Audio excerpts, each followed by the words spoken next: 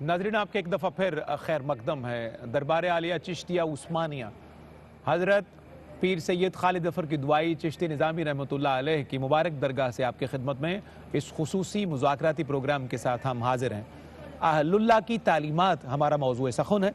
मुफ्ती मोहम्मद ताहिर तबस्सुम कादरी साहब की खिदमत में मैंने वक्फ़े में जाने से कबल सवाल अर्ज़ किया था, खानका क्या है, इसकी अहमियत क्या है तरीक़त के निज़ाम में, ये हमें जानना है मुफ्ती साहब की बलस। जी मुफ्ती साहब।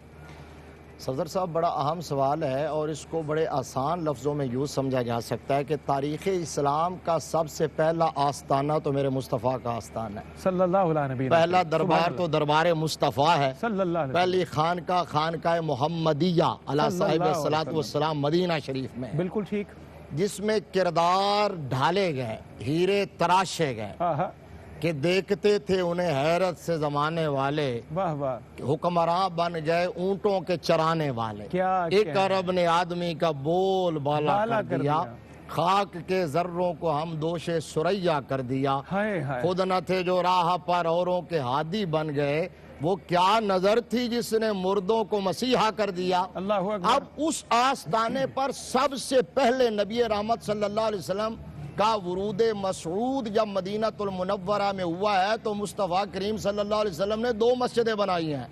पहले मस्जिद कुबा शरीफ और फिर मस्जिद नबवी शरीफ। सुभान अल्लाह। आका अलैहिस्सलातु वस्सलाम ने पहले बुनियाद मस्जिद की रखी और कुरान पाक की जिस आयत का भी हवाला दिया जा रहा था उसके अंदर उस आस्ताने का पूरा रूट काज जो है ना, किसी भी आस्ताने के जो अज्जाए तरकीबिया होते हैं कुरान पाक की साया करीमा में बयान कर दिया गया। जी दुरुस्त। क्योंकि ये सौंते तो फूटते हैं तालीमात नबवी से, तालीमात मुस्तफ़ा करीम सल्लल्लाहु अलैहि वसल्लम से। बिल्कुल तो सही कहा गया वल्लज़ी बअसा फिल उम्मिय्यीना रसूलन मिनहुम यतलू अलैहिम आयातिही व युज़क्कीहिम व युअल्लिमुहुमुल किताब वल हिकमा। फरमाया कि मुस्तफ़ा करीम सल्लल्लाहु अलैहि वसल्लम का निज़ाम क्या था। आज आस्ताने वाले जो हैं वो वारिस कहलाते हैं ना अपने आप को अंबिया के, उलमा भी वारिस कहलवाते हैं ना अपने आप को अंबिया के, उसी मिशन के अलंबरदार कहलवाते हैं ना।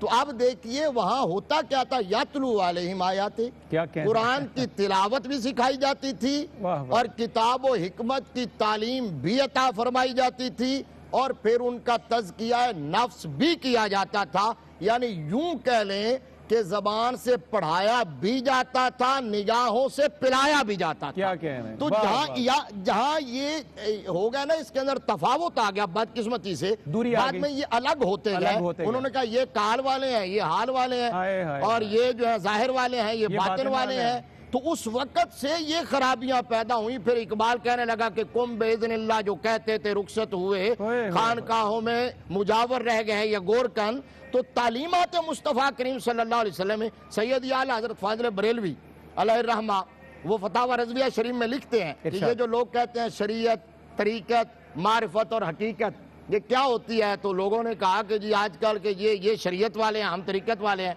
हालांकि ये अलग अलग चीजें नहीं हैं। हालांकि तरीक़त शरीयत की नीयत का नाम है अल्लाह, हालांकि शरीयत पर अमल पैरा होने का नाम तरीक़त है। जो शरीयत को पढ़ के उस पर अमल पैरा हो जाए वो सूफी बनता है, वो वली बनता है, वो कुतब बनता है, वो गौस बनता है। जो इल्म नहीं पढ़ा, दीन की बुनियादी तालीमात से ना वाकिफ है, हाँ उसके पास वह भी इल्म हो सकता है, विलायत भी वह भी हो सकती है। अदरवाइज जो किसी से पढ़ा ही नहीं, जिसको कलमा ना आता हो, दुआए कुनूत ना आती हो, जिसको नमाज जनाजा का तरीका ना आता हो, वो दावा करता फिरे। आज बदकिस्मती से हमारे यहाँ ऐसी ब्लैक शीप्स जो है वो हजारों की तादाद के अंदर है। आला हजरत लिखते हैं कि शरीयत मेरे मुस्तफ़ा करीम सल्लल्लाहु अलैहि वसल्लम के अक़वाल का नाम है, तरीक़त मुस्तफ़ा करीम सल्लल्लाहु अलैहि वसल्लम के अफ़ाल का नाम है, हकीकत मेरे लजपाल नबी के अहवाल का नाम है, और मार्फत मदीने वाले के उलूम बेमिसाल का नाम है। जिंदाबाद। ये एक ही मरकज है, एक ही जगह। आज खानकाहों को अपने मकासद की तरफ लौटना होगा और इन सारी चीजों को एक जगह पर यकजा करके उम्मत की रहनुमाई का फरीजा सर अंजाम देना। मुफ्ती साहब जिंदाबाद। आपने शरीयत और तरीक़त के जिस खूबसूरत अंदाज में वजाहत की है तो मुझे बेख्तियार याद आई है मोहम्मद अली ज़ोहरी कसूरी अलैहिर्रहमत। आप की दुआ लेने के लिए और नाज़रीन को शामिल करने के लिए वो इसी मौजू को बड़ा खूबसूरत बयान करते हैं, मंजूम करते हैं। है तरीक़त در حقیقت جستجو سرکار کی ہے، طریقت در حقیقت جستجو سرکار کی، اور شریعت ان کے نقش پا پہ مٹ جانے کا نام ہے۔ طریقت در حقیقت جستجو سرکار کی اور شریعت ان کے نقش پا پہ مٹ جانے کا نام، عاشقوں کے دین میں ہے زندگی قرب حبیب، عاشقوں کے دین میں ہے زندگی قرب حبیب، موت ہے محبوب کی محفل سے اٹھ جانے کا نام، عاشقوں کے دین میں ہے زندگی قرب حبیب، موت ہے محبوب کی محفل سے اٹھ جانے کا نام، اٹھ جانے کا نام۔ ناظرین آئیے بڑھتے ہیں علامہ محمد فاروق خان سعیدی صاحب کی طرف۔ وہ شاہ صاحب نے پہلے بات کہی تھی نا کہ موت کسی اور کو آتی ہوگی، کیونکہ یہ اللہ والے محبوب کی محفل میں ہی ہیں، محبوب کی محفل میں تھے، محبوب کی محفل میں ہی ہیں، لہذا یہ اٹھے نہیں ہیں، جب اٹھے نہیں ہیں تو موت نہیں ہے۔ جناب ڈاکٹر حامد فاروق صاحب کے خدمت میں حاضری دے کے پھر آگے بڑھتے ہیں۔ ڈاکٹر صاحب آغاز میں نے ایک طالب علمانہ کوشش کی تھی، وہ کوشش ہی ہے، اللہ قبول فرما لے، کہ فَاذْكُرُونِي أَذْكُرْكُمْ کی کچھ تفسیر کی توضیح کی میں نے کوشش کی تھی۔ میں چاہتا ہوں کہ اس پر ایک پیغام بھرپور نشر کر دیا جائے، کیونکہ بہرحال آپ کا منصب ہے کہ یہ جو سلسلہ ہے فَاذْكُرُونِي أَذْكُرْكُمْ، کہیں آپ دیکھتے ہیں کہ یا علی کی صدا ہے، کہیں یا غوث العظم دستگیر کی صدا ہے، کہیں معین بے کساں کی صدا ہے، کہیں حق فرید یا فرید کے نعرے ہیں، کہیں نظام کی تسبیح ہے۔ یہ ساری تسبیحات بھی بعض اوقات جو تشکیک والا ذہن ہے وہاں بہت سارے سوالات پیدا کرتی ہے کہ آپ اللہ کرنے کی بجائے اس کے بندوں کے نام جو ہیں وہ درجہ بدرجہ لیتے ہیں، یہ کیا بات ہے؟ وہ تو ساری عمر اللہ سکھا کے گئے۔ تو میں چاہتا ہوں کہ فَاذْكُرُونِي أَذْكُرْ کے ذیل میں اس بات کی تشریح اور ذرا قوت کے ساتھ کر دی جائے تاکہ شک کا مادہ رفع ہو جائے۔ جی صفدر بھائی، اذکرونی اذکرکم، تم مجھے یاد کرو میں تمہیں یاد کروں گا، اور ہم ذکر سے عموماً مراد لیتے ہیں صرف زبان کے ساتھ، الفاظ کے ساتھ ذکر کرنا، جو چیز ہمارے منہ سے نکل جائے ہم نارملی اس کو ذکر کہتے ہیں، وہ ذکر ہے۔ لیکن حضرت امام فخر الدین الرازی ارشاد فرماتے ہیں کہ اصناف العبودیت ثلاثۃ اقسام، کہ عبودیت کی جو صنف ہے نا اس کی 3 قسمیں ہیں۔ ارشاد صرف ذکر زبان سے نہیں ہوتا، اقرار باللسان بھی ہے، تصدیق بالقلب بھی ہے، اور عمل بالجوارح۔ واہ واہ، جو حضرت نے ارشاد فرمایا نا، شریعت ہے، طریقت ہے، معرفت ہے، حقیقت ہے، یہ ساری چیزیں ہیں، مختلف عنوانات کے ساتھ اسے بیان فرمایا گیا۔ یہ آیا مبارکہ الذین یذکرون اللہ قیاما وقعودا وعلی جنوبہم ویتفکرون فی خلق السماوات والارض۔ حضرت ارشاد فرماتے ہیں تفسیر کبیر میں کہ اقرار باللسان بھی ہے، تصدیق بالقلب بھی ہے، عمل بالجوارح۔ اس آیت کو سامنے رکھیے، الذین یذکرون اللہ، جو لوگ اللہ کا ذکر کرتے ہیں، اس میں اشارہ ہے عبودیت اللسان کی طرف، زبان کی عبودیت کی طرف یہاں اشارہ کیا جا رہا ہے۔ وقیاما وقعودا وعلی جنوبہم، اس میں اشارہ ہے انسان کی اس عبودیت کی طرف جو جوارے سے، اجسام سے، ارکان سے، اعضاء سے ظاہر ہوتی ہے۔ اور تیسری صورت وَيَتَفَكَّرُونَ فِي خَلْقِ السَّمَاوَاتِ وَالْأَرْضِ، یعنی زمین و آسمان کی تخلیق میں تفکر کرنا، اس کو بھی اللہ کریم نے اپنا ذکر قرار دیا ہے، یہ بھی اللہ کا ذکر ہے۔ اور اس میں اشارہ کس کی طرف ہوتا ہے؟ انسان کے دل اور روح کی عبودیت کی طرف اشارہ ہوتا ہے، جہاں زبان کی عبودیت، انسان کے اعضاء کی عبودیت، دل اور روح کی عبودیت مل جائے، پھر وہ اشرف المخلوقات بھی بنتا ہے، احسن تقویم بھی بنتا ہے، خلیفۃ اللہ فی الارض بھی بنتا ہے، اپنے رب کا نائب بھی بنتا ہے، اور محمد رسول اللہ کا سچا امتی بھی تب جا کر بنتا ہے۔ صرف زبان کے ذکر سے نہیں ہوگا بلکہ عمل بالجوارح بھی ہے، اور انسان نے دل کے ساتھ اس کی تصدیق بھی کرنی ہے۔ اور حضرت مزید ارشاد فرماتے ہیں کہ اذکرونی اذکرکم کو اگر سمجھنا چاہو، گویا میرا رب یہ ارشاد فرما رہا ہے، اے میرے بندو اذکرونی فی الدنیا اذکرکم فی الآخرہ، تم دنیا میں مجھے یاد کرو، میں آخرت میں تمہیں یاد کروں گا۔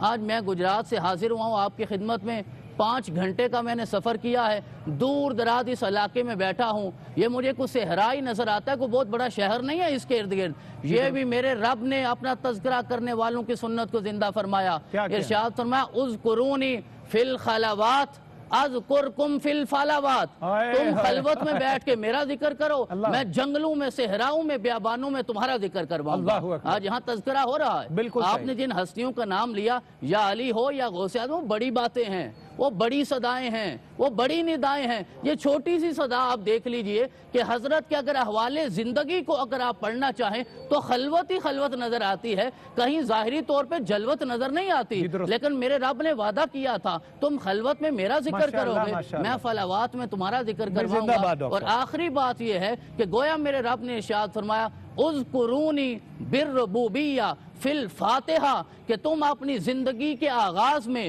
میرا ربوبیت کے ساتھ تذکرہ کرو، میں تمہارے خاتمہ میں تمہاری عبودیت کو قبول فرما کر اپنی رحمت عطا فرما دوں گا۔ اللہ اکبر کبیرہ، اللہ اکبر کبیرہ۔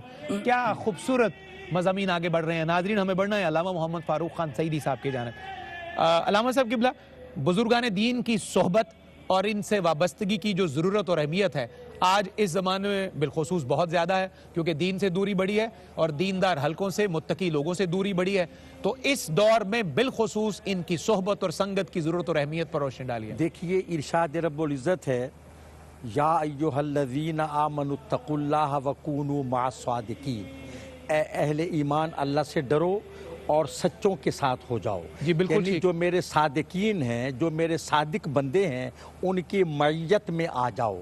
یہ رب الارباب جل وعلا کا فرمان ہے، پہلے خشیت الہی اور پھر صحبت صادقین و صالحین۔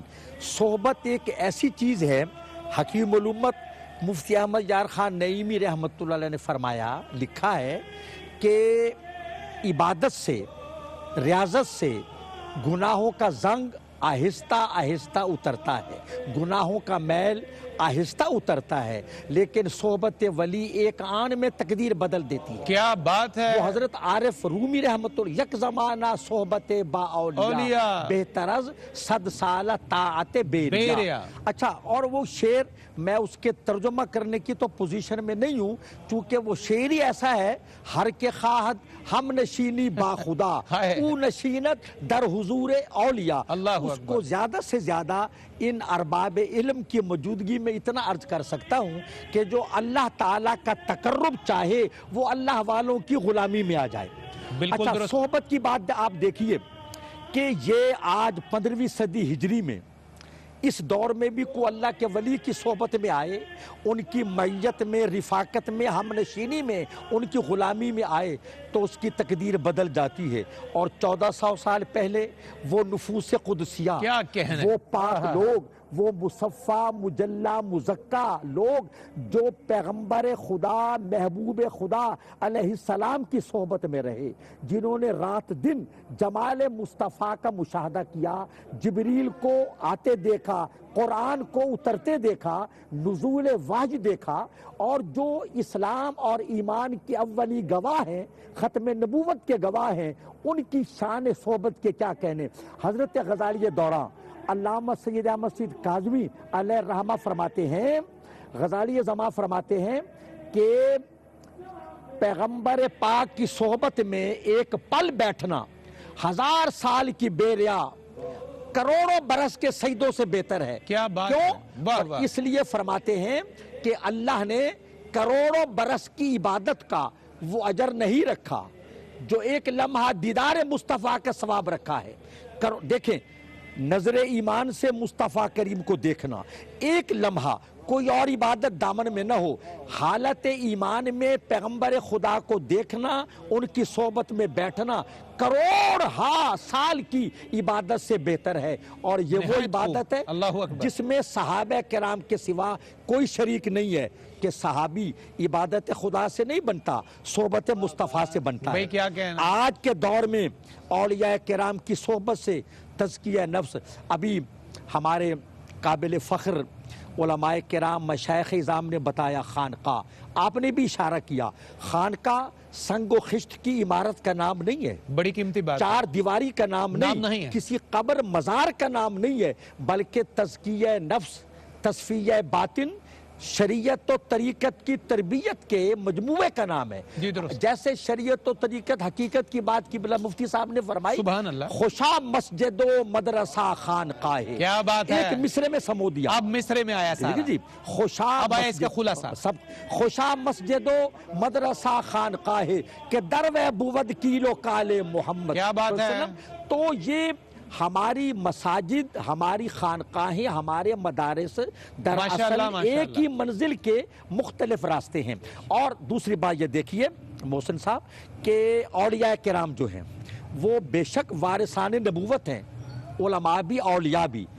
بات ظاہر صاف کرانا، تزکیہ بدن کرانا یہ علماء کا کام، اور دل کو اللہ سے ملانا یہ اولیاء کا کام۔ ماشاءاللہ یہ دونوں ایک ہی ہیں، شریعت اور طریقت میں کوئی تضاد نہیں۔ آج جو بے علم سجادہ نشینان بن گئے ان سے خانقاہ نظام بڑا بدنام ہوا ہے۔ میراث میں آئی ہے انہیں مسند ارشاد، زاغوں کے تصرف میں عقابوں کے نشے میں۔ سلامت رہیے علامہ صاحب، بہت قیمتی پیغام نشر کیا ہے، بالخصوص خانقاہ کے حوالے سے ہمارے بزرگوں نے بتایا تھا اگر سادہ لفظوں میں پوچھنا ہو تو خانقاہ جو ہے وہ مسجد کا نام ہے، خانقاہ مدرسے کا نام ہے، اور خانقاہ لنگر خانے کا نام ہے۔ یہ تین بنیادی بڑے ستون خانقاہ کے شامل ہیں، جہاں یہ شامل نہیں ہے وہاں خانقاہ کی تکمیل نہیں ہو پاتی۔ اللہ کرے کہ ہمارے سینے وہ اپنی رحمت سے کھول دے اور اس پیغام کو ہمارے دل قبول بھی کر لیں اور عمل کے لیے رستہ آسان ہو جائے۔ یہاں آج کی اس خصوصی مذاکراتی نشست میں ایک مختصر آپ کا ایک دفعہ پھر خیر مقدم ہے۔ حضرت پیر سید خالد ظفر کدوئی چشتی نظامی رحمۃ اللہ علیہ کی عرس مبارک کی 3 روزہ تقریبات کا یہ سلسلہ ہے۔ پیر محل ٹوبہ ٹیکسن پنجاب سے پوری دنیا کے ناظرین اس مبارک نشست میں ہمارے ساتھ ہیں۔ اہل اللہ کی تعلیمات، اللہ کے کریم نجیب نفیس بندوں کی تعلیمات آپ تک پہنچانے کا سلسلہ ہے۔ آج کی یہ نشست ہمارا وسیلہ بن رہی ہے۔ ہمیں بڑھنا ہے مفتی محمد طاہر تبسم قادری صاحب کی جانب۔ مفتی صاحب قبلہ، ابھی خانقاہ کا ذکر ہوا، خانقاہ کے لوازمات کا ذکر ہوا، میں فقیر نے بھی مسجد، مدرسہ اور لنگر خانے کی بات کی، تو ہمیں یہ جاننا ہے ڈاکٹر صاحب کے پچھلے سوال سے متصل ہونے کے لیے ذکر کی بات کی تھی، تو یہ اللہ رب العزت کا ایک ایسا خوبصورت انعام ہے خانقاہوں پر کہ یہاں جسم کی غذا بھی دستیاب ہوتی ہے لنگر کی صورت میں، اور روح کی غذا بھی اویلیبل ہے ذکر کی صورت میں۔ گویا یہ جسمانی اور روحانی غذاؤں کا مرکہ ہوتا ہے جس کو ہم خانقاہ کہتے ہیں۔ کیا فرمائیے گا اس بارے میں؟ دیکھیے صفدر صاحب، ایک تو جو فقیر نے سم اف کیا ہے ہماری پوری گفتگو کو، جتنا آسان لفظوں میں آپ نے سمجھایا ہے وہ بہت شاندار ہے، بندہ نوازی اللہ کریم قبول فرمائے۔ جو آپ نے بالکل شارٹ انداز میں کہہ دیا نا کہ 3 چیزیں مرکزی حیثیت رکھتی ہیں، مسجد، مدرسہ اور لنگر خانہ۔ اب اس کے اندر یہ بات سمجھنے کی ہے کہ نبی رحمت صلی اللہ تعالیٰ علیہ وآلہ وسلم کی بارگاہ میں جہاں قرآن کی تعلیم، جہاں کتاب و حکمت کی تعلیم اور تزکیہ نفس ہوتا تھا، صحابہ اکرام رضوان اللہ تعالیٰ علیہم اجمعین وہ ایک کمپلیٹ مبلغ، کمپلیٹ ہادی، کمپلیٹ رہنما۔ اب میں کہنا یہ چاہتا ہوں کہ اس کے اندر جو سفر شروع ہوتا ہے معرفت کی طرف، طریقت کی طرف، روحانیت کی طرف، وہ اس کی بنیاد علم ہی ہے۔ جی درست، دین کا ضروری اور بنیادی علم، اس کے بغیر وہ سفر شروع ہی نہیں ہوتا۔ جی بالکل، طالب العلم فریضۃ علی کل مسلم اس لیے کہا گیا۔ اب نبی رحمت صلی اللہ علیہ وسلم کے ایک صحابی ہیں حضرت ابو ذر غفاری رضی اللہ تعالیٰ عنہ، آپ جانتے ہیں بڑے زاہد اور زہد و ورع کے حوالے سے اپنا ایک منفرد مقام رکھتے تھے، اور حضور کے محبوب صحابی ہیں۔ اور ایک دن نبی رحمت صلی اللہ علیہ وسلم نے بلا لیا اور بلا کے ان کو مخاطب ہو کے فرمایا، یا ابا ذر لان تغدوا فتعلم آیۃ من کتاب اللہ خیر من ان تصلی 100 رکعۃ ولان تغدوا فتعلم بابا من العلم اومل به ولم یعمل خیر من ان تصلی 1000 رکعۃ۔ اللہ فرمایا ابو ذر اگر تو صبح اٹھے اس حال میں کہ تو قرآن کی ایک آیت سیکھ لے، یہ تیرے لیے 100 رکعت نماز نفل ادا کرنے سے بہتر ہے۔ اور اگر تو صبح اس حال میں کرے کہ تو دین کا پورا چیپٹر، پورا لیسن، پورا میسج، کوئی ایک مسئلہ پورا جان لے، سیکھ لے، عمل کیا یا عمل نہیں کیا، فرمایا عمل کرنے کا اجر الگ سے ہے، صرف دین سیکھنے کا یہ کمال ہے کہ وہ تیرے لیے 1000 رکعت نماز نفل ادا کرنے سے بہتر ہے۔ اب اس کے ساتھ اس بات کو لگا لیں، دیکھیے یہ جو خانقاہ ہے، آستانے خود دربار رسالت میں میرے مصطفیٰ کریم صلی اللہ علیہ وسلم نے یہاں روحانی غذا کا وافر اہتمام کیا تھا، وہیں صحابہ اکرام رضوان اللہ تعالیٰ علیہ مجمعین، حضور صلی اللہ علیہ وسلم کے مدرسے کے طلباء میرے مصطفیٰ کی پہلی ٹیم، حضور کی نگاہ ناز میں آنے والے، مصطفیٰ کا ہراول دستہ، سرکار کے ہاتھ میں ہاتھ دینے والے، مصطفیٰ کی مجلس میں بیٹھنے والے جو صفہ کے طلباء تھے، میرے مصطفیٰ نے فرمایا ہم اضیاف اہل الاسلام، فرمایا یہ جو میرے مدرسے کے طلباء ہیں یاد رکھ لو یہ میری پوری امت کے مہمان ہیں، فرمایا میری پوری امت کے مہمان ہیں، جو اچھا میزبان ہوگا وہ پہلے ان مہمانوں کو کھلائے گا اور بعد میں خود کھائے گا۔ یہی وجہ ہے کہ صفہ کے طلباء جو ہے نا وہ 2-2 3-3 کر کے کسی کے مہمان بن جاتے تھے، اور میرے آقا کریم صلی اللہ علیہ وسلم نگرانی فرماتے تھے جب تک حضور کی اس خانقاہ کے جو مریدین تھے، متوسلین تھے، متعلقین تھے، حضور کے طلباء تھے، جب تک وہ کھا نہیں لیتے تھے میرے مصطفیٰ کریم صلی اللہ علیہ وسلم تناول نہیں فرماتے تھے۔ اشارہ کر دیتا ہوں وہ دودھ کے پیالے والا جو واقعہ ہے، آپ دیکھیے نا 70 آیتیں سرکار کو پیش کیا گیا، لیکن سرکار نے حضرت ابو ہریرہ کو کہا نہیں پہلے میرے غلاموں کو پیش کرو، ایک سے دوسرا تیسرا چوتھا سارے پی گئے اور ختم ہونے کا نام نہیں لیا۔ ایک پیالے میں لنگر کی کیفیت یہ ہے، اور جہاں بھی آستانے پہ لنگر چلتا ہے یہ لنگر مصطفی کی خیرات ہوتی ہے، برکات بھی وہیں سے ہوتی ہے، ختم ہونے کا نام نہیں لیتا۔ کہ اعلیٰ حضرت نے کہا کیوں جناب ابو ہریرہ کیسا تھا وہ جام شیر جس سے 70 صاحبوں کا دودھ سے منہ پھر گیا، کیا کہہ رہے ہیں منہ پھر گیا، جس سے 70 صاحبوں کا دودھ سے منہ پھر گیا۔ وہ کہتے ہیں کہ جو امام الکلام کلام الامام ہے، سبحان اللہ، تو جتنی صراحت دریا کو کوزے میں کس طرح بند، سبحان اللہ سبحان اللہ سبحان اللہ۔ پیر صاحب قبلہ آپ سے مجھے عرض کرنا ہے کہ آج کے جو جس صاحب مزار اور صاحب عرس کی خدمت میں ہم اپنے محبتوں کے گلدستے پیش کر رہے ہیں، جن کے وسیلے سے آج پوری دنیا میں ہمارا پیغام نشر ہو رہا ہے، حضرت پیر سید خالد ظفر کدوئی علیہ الرحمہ، آپ کا تعلق جو ہے وہ چشتی سلسلے سے ہے، نظامیہ برانچ جو ہے حضرت محبوب الہی کی نسبت سے، تو سلسلہ چشت کا جہاں ذکر ہوتا ہے دو چیزیں تو ہمیں سب سے زیادہ واضح نظر آتی ہیں، ایک عشق و مستی ہے اور دوسرا حضرت خواجہ غریب نواز سے محبت کا اظہار۔ ان دونوں چیزوں کو آپ کیسے بیان کرتے ہیں؟ بلا مبالغہ برصغیر پاک و ہند کے لیے اللہ رب العزت نے جس سلسلہ طریقت کو سب سے زیادہ عروج عطا فرمایا وہ سلسلہ عالیہ چشتیہ ہے، اور سلسلہ عالیہ چشتیہ کی برکات سے ہندوستان میں اسلام کی بہت بڑی اشاعت جو ہے وہ ہوئی، اور اس سے یعنی دیگر سلاسل کا بھی فیض ہے، لیکن خاص طور پر یہ خطہ برصغیر پاک و ہند کا یہ اس حوالہ سے، بلکہ سب کانٹیننٹ اگر ہم کہیں تو زیادہ بہتر ہوگا، یہ سارا خطہ اس میں فیض جو ہے وہ اسلام کی اشاعت کا سلسلہ عالیہ چشتیہ کو حاصل ہے۔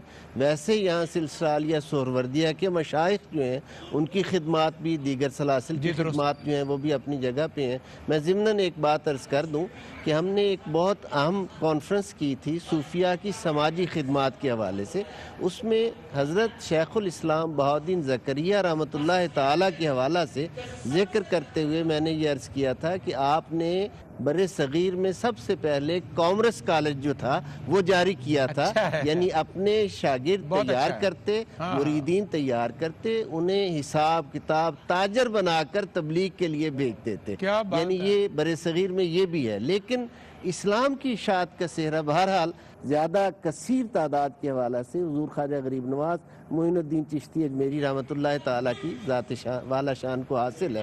اب جیسے ایک جملہ بہت خوبصورت آگے ذکر ہوا کہ آپ جو ہیں وہ غریب نواز آپ کا لقب ہے، مسلمان نواز نہیں ہیں، آپ غریب نواز ہیں۔ اس میں ایک بڑا قیمتی پیغام ہے، وہ قیمتی پیغام یہ ہے کہ آقا صلی اللہ علیہ وآلہ وسلم نے فرمایا الخلق عیال اللہ، جو اللہ کی مخلوق ہے یہ اللہ کا کنبہ ہے۔ اب صوفی جو ہے وہ اس چیز کو اس نظر سے دیکھتا ہے کہ یہ بندے جو ہیں یہ اللہ رب العزت کے بندے ہیں، اللہ کی مخلوق ہے، اور اللہ کی مخلوق کی خدمت خالق نے میرے ذمہ کر دی، کیا بات ہے، اور اسی وجہ سے اسلام جو ہے اس کی اشاعت ہوئی۔ ہندوستان کے لاہور کے بہت معروف بیرسٹر ایل کے گابا جو ہیں علامہ اقبال رحمۃ اللہ علیہ کے دوست تھے، ان کی تبلیغ سے مسلمان ہوئے، اور جب مسلمان ہوئے تو اس وقت بادشاہی مسجد لاہور میں قبول اسلام کی تقریب ہوئی. اس تقریب میں ان سے یہ کہا گیا کہ آپ اپنے قبول اسلام کی وہ خاص وجہ بتائیں جس سے آپ انسپائر ہوئے ہیں. تو انہوں نے پانی کا ایک گلاس منگایا, ڈائس پہ آئے, پانی کا ایک گھونٹ پیا اور پینے جب رکھا تو علامہ محمد اقبال رحمۃ اللہ علیہ نے وہ گلاس بقیہ پانی اٹھایا اور اٹھا کر وہ پی لیا. ایل کے گابا نے بات ہی یہیں سے شروع کی. اس نے کہا کہ مجھے اسلام کی جس خوبصورتی نے سب سے زیادہ متاثر کیا ہے وہ یہ ہے کہ چند منٹ پہلے میں کافر تھا, اقبال مسلمان تھا, لیکن کلمہ پڑھتے ہی یہ شرف مل گیا کہ میرا بچا ہوا پانی اب اقبال پی رہا ہے. یہ جو اسلام کی خوبصورتی ہے کہ یہ میں برہمن ہوں اور میری ہندو برادری میں کوئی کمزور ذات کا نیچ شخص جتنا مرضی پڑھ لکھ جائے وہ نیچ ہی رہے گا, لیکن اسلام کی یہ خوبصورتی ہے کہ جب اسلام کو قبول کیا جاتا ہے, اسلام کی تعلیمات کو اور ایمان کا اظہار کیا جاتا ہے, اس کے بعد جب دسترخوان پر آ کر بیٹھتے ہیں تو وہ پھر ساری تمیز جو ہے وہ مٹ جاتی ہے. یہ خواجگان چشت کا احسان ہے. جیسے لنگر کی بات ہو رہی تھی, ہر خانقاہ کے ساتھ لنگر خانے قائم کر کے ایک ہی دسترخوان پر خادم بھی بیٹھتا ہے, ایک ہی دسترخوان پر مخدوم بھی بیٹھتا ہے. سبحان اللہ سبحان اللہ. ڈاکٹر صاحب قبلہ, ابھی اس بحث کے اندر سے کیونکہ بہت سارے سوالوں کا زیادہ راہ باری باری نکل رہا ہے, آج تو سوالوں کے انتخاب میں بھی تھوڑی مشکل پیش آ رہی ہے کیونکہ ایک نشست میں بہت قیمتی باتیں ہم اپنے دوستوں تک, ناظرین تک پہنچانے کی صحیح کرتے ہیں. تو میں یہ جاننا چاہتا ہوں, ایک اب واللہ عالم یہ تمیز ہے, تخصیص ہے, یا یہ خامخواہ کی ایک تفریق ہے کہ کچھ جو ہمارے دین کے خدمتگار ہیں انہیں سمجھا جاتا ہے کہ یہ علم ظاہر یہ سکھاتے ہیں, اور جو اللہ کے ولی نیک بندے جو ہیں جو درباروں کی نمائندگی کرتے ہیں, خانقاہوں کی, سمجھا جاتا ہے کہ یہ علم باطن سکھاتے ہیں. آیا یہ صرف تفریق ہے یا علم ظاہر و باطن کو ہم کسی اور انداز میں سمجھیں؟ اس پہ بھی کچھ ارشاد فرمایا جائے.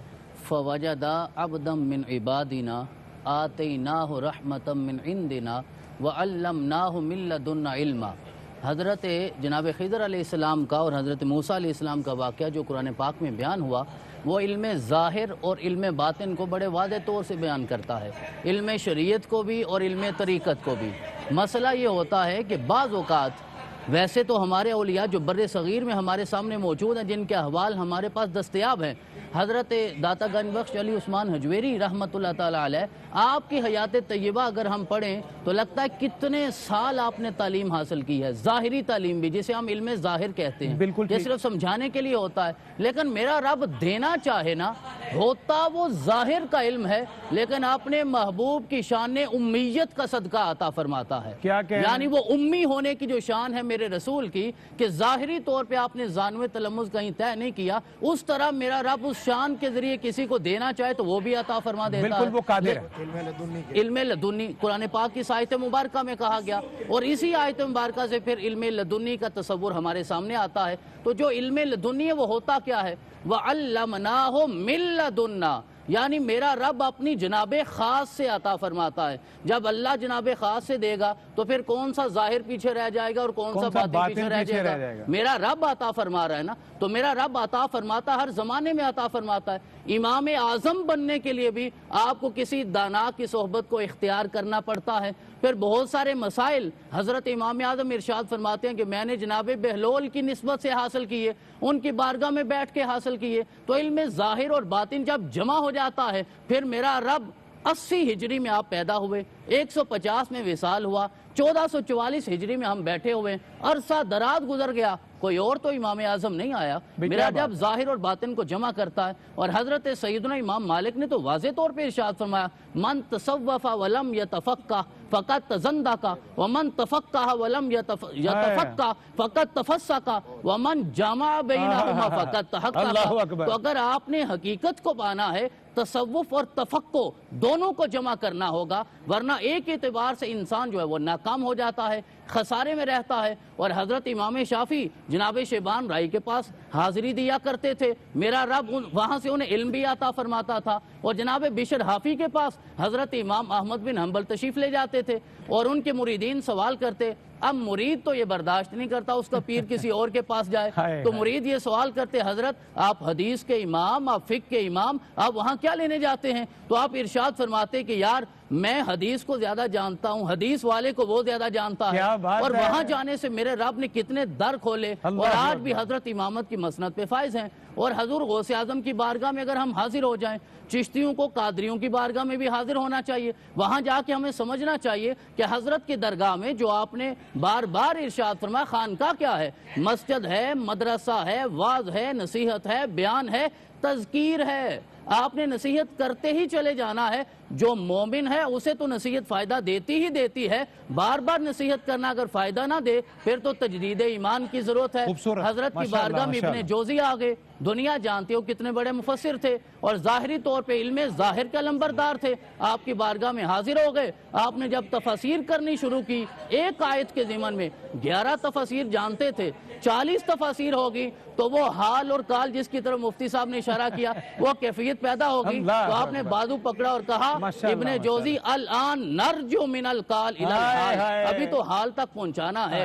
یہ صرف کال کی تفسیریں تھی، حال کی تفسیریں رہتی ہیں۔ اور آخری جملہ یہ ہے، اس زمانے کا بہت بڑا ناوی تھا ابو محمد، وہ بھی آپ کے پاس آ گیا۔ اچھا، جس بندے کو جو فن جانتا ہوتا ہے وہی لینے کے لیے وہ حاضر ہوتا ہے، وہ لینے کے لیے آیا کہ آج علم ناو کے اعتبار سے حضرت کیا ارشاد فرماتے ہیں؟ آپ نے موت و حیات کا فلسفہ بیان فرمایا۔ اب وہ پریشان ہونے لگے، آپ نے دل پہ ہاتھ مارا، آپ کہنے لگے آج تک جو ضرب یضرب تم نے کیا ہے نا وہ بدن کی ضرب ہے، آج جہاں آئے ہو میں تیرے قلب کو ضرب لگاؤں گا، تیرے دل کو زندہ کروں گا۔ تو علم ظاہر اور باطن یہ دونوں ایک ہی چیز ہیں، لیکن ظاہری طور پہ آج یہ تقسیمات ہو گئی ہیں۔ جہاں بھی میرا رب اسے آج جمع فرما دے، یقیناً وہ صاحب عرس بھی ہوتا ہے، اللہ کا ولی بھی ہوتا ہے، اور یقیناً خانقاہ کا حقیقی وارث بھی وہی بنتا ہے۔ زندہ باد ڈاکٹر صاحب، کیا خوبصورت سم اپ کیا ہے۔ ہمیں جانا ہے وقفے سے پہلے اس دعا کے ساتھ کہ اللہ ہمیں علم نافع نصیب فرمائے۔ مختصر سا ایک وقفہ حائل ہے، انشاءاللہ روشنی کا اجالے کا یہ سفر جاری ہے اور اس کی ترسیل انشاءاللہ آپ کے گھروں میں بیٹھے بھی آپ تک ہوتی رہے گی۔